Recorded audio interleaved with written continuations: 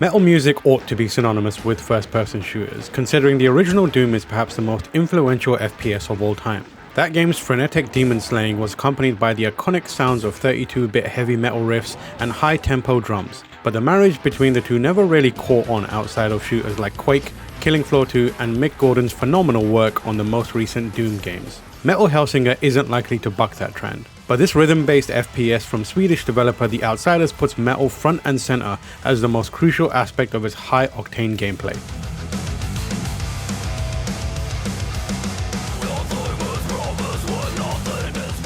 At first glance, Metal Hellsinger may look like little more than an imitation of 2016's Doom, from the general demon killing and hell-inspired aesthetic right down to the searing pace of its action. Doom is an obvious inspiration, an apt comparison, but Metal Hellsinger adds an extra layer of depth to its shooting by structuring all of its moving parts around music. You play as a demon who's fighting through hell on a revenge mission, and you deal more damage by shooting enemies to the beat of a song. The more precise you are about keeping rhythm, the more your fury multiplier will grow, and the more your overall score and damage output will increase. To help you achieve this, there are pulsating icons on either side of the crosshairs that match up with the rhythm of the song. If you're on beat, you'll be graded with either a good or perfect attack, with the latter dealing the most damage and adding more to both your fury and score.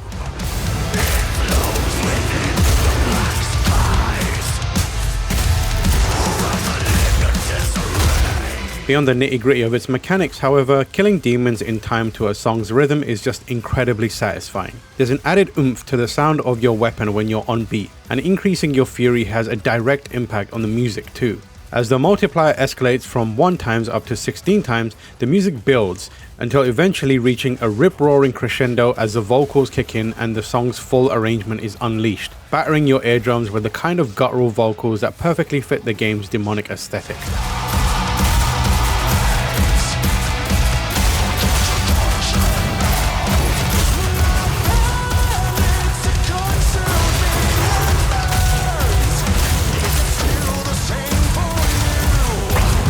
It feels like you're the driving force propelling the song forward with each kill, and reaching this point and maintaining it requires you to fall into a zen-like flow where shooting to the beat almost becomes second nature.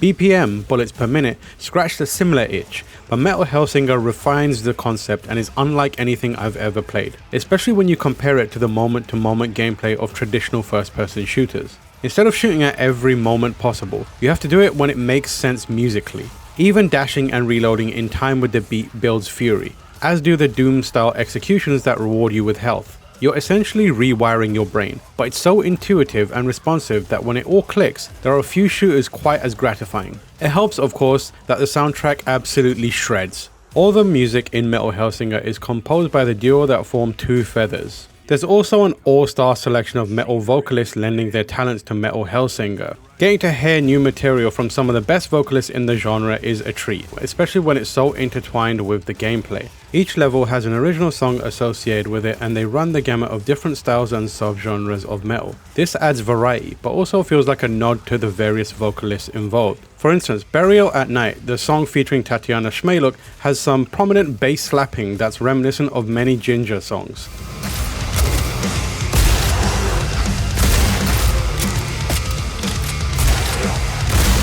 While the Alyssa White Glues track features harmonized guitars and the catchiest chorus of the soundtrack.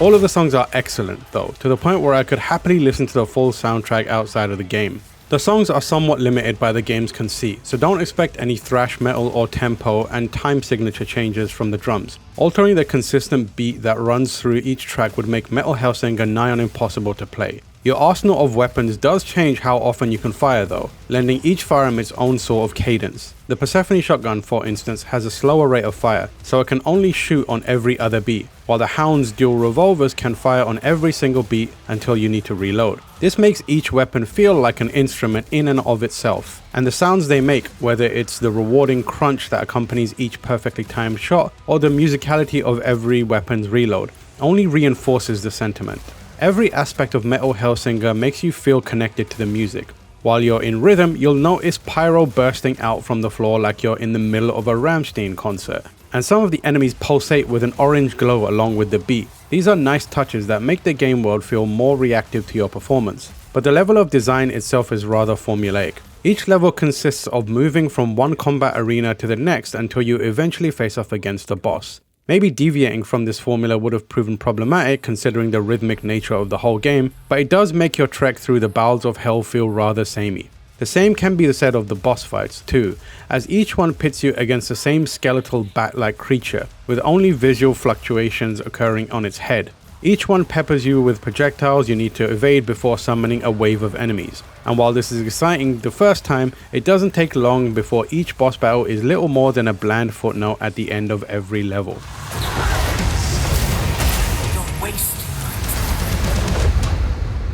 I completed Metal Hellsinger in 4 hours, so at least these issues aren't compounded by the concept being stretched too thin. Despite its short duration, however, the scoring system and the inclusion of leaderboards adds a lot of replayability, especially since the game functions more like a dedicated rhythm game than a shooter with musical elements tacked on. It's easy to fall into a rewarding loop built around improving your score and moving up the leaderboards that's not too dissimilar from playing something like Guitar Hero. There's also an interesting score breakdown at the end of each level that shows different stats, like the percentage of the level you spent at 16 times Fury, the number of kills you achieved on beat, or the longest hit streak you mustered. This shows the areas you can potentially improve upon the next time round, but also factors into the game's torments, sigils, and boons. There's also a story that's told via static cutscenes in between levels. It's a campy tale of revenge featuring warring skeletons, falling angels, and the southern drawl of Troy Baker's narration.